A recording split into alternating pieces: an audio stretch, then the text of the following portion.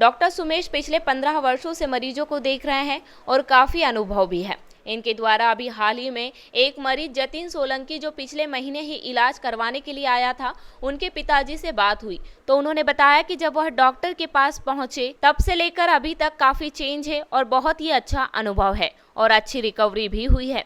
चलिए बात करते हैं डॉक्टर सुमेश और जतिन सोलंकी के पिताजी से। मैं डॉक्टर सोमेश वर्मानी हूँ। मैं डायरेक्टर हूँ paediatric orthopaedics Sarvodaya hospital sector 8 Faridabad में।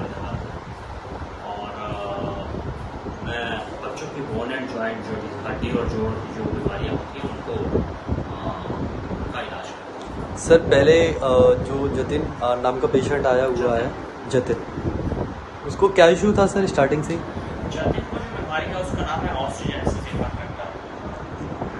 जतिन को जो बीमारी है उसका नाम है ऑस्टियोजेनेसिस इम्परफेक्टा। ऑस्टियोजेनेसिस इम्परफेक्टा में क्या होता है कि हड्डी अपने आप बार बार टूटती है, छोटी सी चोट से या चोट ना भी लगे जरा सा झटके से टूट जाती है और उसमें स्ट्रक्चर उसकी फॉर्मेशन ही डिफेक्टिव होती है, जिसकी वजह से छोटी जिसमें नॉर्मल आदमी को कुछ खरोच भी आएगी उनको हड्डी टूट जाएगी। तो हड्डी बार बार टूटती है तो फिर वो टेढ़ी होने लगती है। तो उसी की वजह से जतिन पिछले मेरे ख्याल से 3-4 से 5 सालों से चल भी नहीं रहा था। जो उसकी टांग घुटने की नीचे की हड्डी है, टांग की हड्डी जो ऐसे स्ट्रेट होनी चाहिए, वो लगभग ऐसे ऐसे घूमी हुई थी। ऐसे हमारे पास एक्सरेज और पहले के पिक्चर्स हैं और ये बहुत कॉमन प्रॉब्लम है बच्चों की, क्योंकि मैं सिर्फ पीडियाट्रिक ऑर्थोपेडिक्स प्रैक्टिस करता हूँ, ऐसे काफ़ी सारे बच्चे आते हैं। तो ये ग्वालियर से एक था, ये पहला ऐसा केस जिसमें ऐसा टेढ़ापन बहुत ज़्यादा था। तो अब अगर हम उसकी बोन क्वालिटी किसी तरीके से इम्प्रूव करें भी और फ्रैक्चर्स ना भी हों तो वो चलो चलने लगेगा, लेकिन टेढ़ी हड्डी से कैसे चलेगा? तो पहला काम हमारा ये था कि हम उस टेढ़ी हड्डी को सीधा करें। तो जिसके लिए और लेकिन वो इतनी टेढ़ी है कि एक सेकेंड उसको मल्टी लेवल ऑस्टियोटॉमी हम बोलते हैं, कई लेवल पे ऑस्टियोटॉमी करके हमने हड्डी को सीधा किया। एक फिर रॉड डाल के नेल डाल के उसको मेंटेन, उसकी लंबाई को मेंटेन रखा गया है, टेढ़ेपन को जो सीधा किया उसको ठीक रखा है। तो अब उसकी दोनों हड्डियां, दोनों पैर, हमने दोनों पैर किए हैं वो, अब उसकी दोनों हड्डियां सीधी हैं। अभी प्लास्टर में है, हड्डी जुड़ जाएंगी थोड़े समय में और जैसे ही जुड़ेंगी उसके बाद हमारा काम, पेरेंट्स का काम होगा कि एक्सरसाइज करवाएं या फिर प्रटी होपफुल के बच्चे का जो टेढ़ापन है ठीक होने के बाद वो चलने लगेगा। सेम प्रॉब्लम उसके फादर को भी है और ये होता है, फैमिली में रन करती है बीमारी। So but we did Jatin के फादर भी ये नहीं चाहते थे कि उनका जो बेटा है उनकी तरह परेशान हो, और हमारे पास टेक्नोलॉजी, साइंस, मेडिसिन भी हैं ऐसी जिससे हड्डी की क्वालिटी में इम्प्रूव कर सकते हैं। तो हम उसी रास्ते पर आगे बढ़ रहे हैं कि जतिन की हम हड्डी भी सीधी रख सकें और जितना जल्दी उसको, अब हड्डी सीधी हो गई है तो जितना जल्दी उसको चला सकें वो हम कोशिश करें। सर जतिन कितने टाइम पहले आया था आपके पास? मेरे ख्याल से अब 1 महीने के आसपास हुआ है, 1.5 महीना हुआ है जब मैंने इसको फर्स्ट टाइम देखा था। ये ग्वालियर में, ये खोपड़ी में देखा था। तो पहले से और अब में कितना इम्प्रूवमेंट हो गया उसमें? जो इसका मेन इम्प्रूव प्रॉब्लम था हड्डी टेढ़ेपन का, वो दोनों सीधी हो चुकी है। ऑल्दो इसकी बाकी हड्डियां भी टेढ़ी हैं बिकॉज ऑस्टियोजेनेसिस इम्परफेक्टा पूरी बॉडी की हड्डियों को इन्वॉल्व करता है, बट सबसे मेजर प्रॉब्लम इसकी नी के नीचे की यानी कि टिबिया में थी, वो अब दोनों सीधी हो गई है। सर आप कितने टाइम से पेशेंट वगैरह देख रहे हैं हड्डियों के?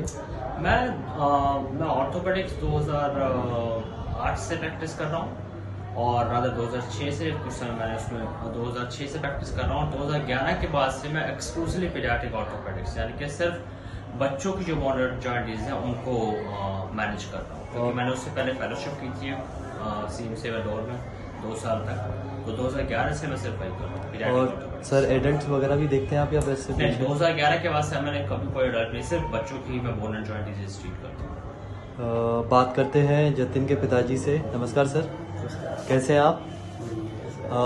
आप पहले काफ़ी टाइम पहले किसी और को दिखा सकते थे कि पहले सर को दिखाया आपने? नहीं, पहले मैंने काफ़ी डॉक्टरों को दिखाया, क्योंकि मैं खुद इस चीज़ से जो बहुत जुड़ा हूँ, क्योंकि मेरी मिसेज और मेरा जतिन भी है, मिसेज में हैंडीकैप है और मैं भी थोड़ा उसका प्रॉब्लम में हूँ। तो आपको कंसल्ट किसने किया था सर के लिए? सर के लिए कंसल्ट मेरे साला है, तो तो उनके पास एक झांसी में उनको देखा था उनकी लड़की को। तो उन्होंने मेरे को बताया कि यहाँ डॉक्टर साहब आए हैं ग्वालियर में दिल्ली के। तो मैंने उनके जरिए फिर मैंने दिखाने में क्या अर्ज है, पहले मैं उधर नारायण सेवक संस्थान की पहले गया था, तो वहाँ पे थोड़ा सरकारी काम, तो फिर मैंने इधर देख लेते हैं। तो इधर अगर मेरे को ना सुविधा सही लगी और क्योंकि मेरे को वो मिल जाएगा, तो इस चक्कर से फिर मैंने इधर आया। तो आपने सर कितने टाइम पहले से, मतलब कितने टाइम से आपका ट्रीटमेंट चल रहा है बेटे का यहाँ पे अभी 1 महीने और 1 महीने में आपको कितना लगा कि बेटा कितना इम्प्रूवमेंट हो चुका है? अभी तो 30 तारीख को ही है ना वो ऑपरेशन हुआ है और प्लास्टर है, तो अभी तो यही हड्डियाँ सीधी, मतलब लगभग आपको लेकर जाता 40%। अभी तो हड्डियाँ सीधी देखी वो प्लास्टर पे देखा गया है। अब इसका आगे आप प्रोसीजर अब जैसे रिजल्ट होता जाएगा। तो आप किसको कंसर्न और करना चाहेंगे डॉक्टर सर के लिए? कंसर्न मतलब किसी और को रेफर करना चाहेंगे कि अगर पेशेंट वगैरह है, बेटा वगैरह किसी का छोटा सा जिसको जैसे आपके बेटे को प्रॉब्लम है, तो आप रेफर करना चाहेंगे सर के लिए? नहीं, मेरे को अगर मेरा को जैसे वो ऑपरेशन खुलता है और उसका जो प्रक्रिया दिखेगी तो वो तो जाहिर सी बात है, मैं भी शॉपकीपर हूँ, तो मेरे पे ही अटेंड पहुंच आते, तो मैं भी चाहूंगा कि देखो कोई भी चीज अगर मेरे को मिलेगी तो मैं भी कंसल्ट करूंगा ना उसका। तो देखा जाए सर, वैसे बोलते हैं कि डॉक्टर देखा जाए तो पृथ्वी पे एक भगवान का रूप होता है, और मैंने अभी जितने भी पेशेंट से या पेशेंट के पेरेंट्स से बात की है, तो यही देखने को मिला मेरे को, डॉक्टर भगवान का रूप सच में ऐसा कि ये तो खैर मैं कुछ ऐसा तो नहीं कहूँगा भगवान है, लेकिन हाँ हमारा काम है, हम जो काम कर रहे हैं हम अच्छे से, चाहे कोई भी अपना काम अच्छे से करे तो भगवान के जैसा हो सकता है। तो हम मैं ही कोशिश कर रहे हैं कि मेरा काम है पीडियाट्रिक ऑर्थोपेडिक्स प्रैक्टिस करना, तो मैं यही कोशिश कर रहा हूँ कि बच्चों की जो प्रॉब्लम्स है बोन एंड जॉइंट को जितना साइंटिफिकली बेस्ट तरीके से और अपनी कैपेबिलिटी से जितना बेस्ट कर सकूँ मैं वो कोशिश कर रहा हूँ। एंड आई एम होपफुल कि over a period of few years we should be able to affect maximum children and help maximum children. Sir आपने अभी तक कितने पेशेंट देखे हुए उसमें कितना और आपका एवरेज आता है कि इतना परसेंट मैंने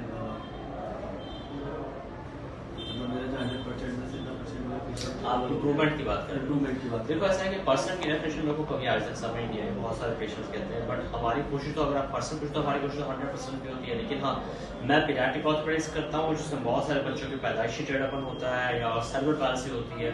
अब सेरेब्रल पाल्सी में जो रूट कॉज है ब्रेन का, दिमाग का, वो हम ट्रीट नहीं कर पाते, लेकिन फिर भी हमारे पास अब जो टेक्निक्स हैं, जो नॉलेज है, उससे हम बच्चों को काफ़ी फायदा कर पाते हैं, उनको काफ़ी पहले से इम्प्रूव कर पाते हैं, बेटर चलते हैं। जैसे जतिन की बात करें, आई एम होपफुल के थोड़े समय में वो काफ़ी जो चल नहीं रहा वो चलने लगेगा, और लोग शुरू में सपोर्ट से चलेगा, फिर बिना सपोर्ट के भी चलेगा। सो ये थोड़ा स्लो प्रोसेस है, but definitely we are able to help them a lot and improve their quality of life.